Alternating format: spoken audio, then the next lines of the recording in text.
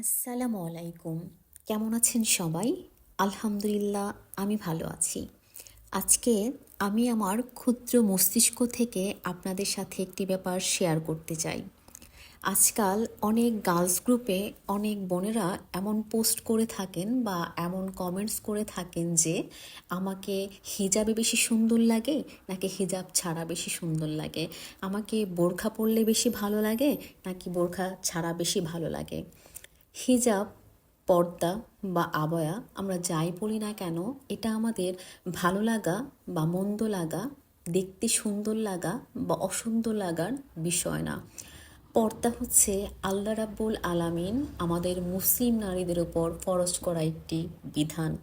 আমাদের মাঝে যেসব বোনেরা পরিপূর্ণ পর্দা করতে পারেন আলহামদুলিল্লাহ, আর আমরা যারা পর্দার পথে যেতে চাই বা পর্দা শুরু করতে চাই, আল্লাহ রাব্বুল আলামিন আমাদেরকে হিদায়াত দান করুন। ভালো থাকবেন। আল্লাহ হাফেজ।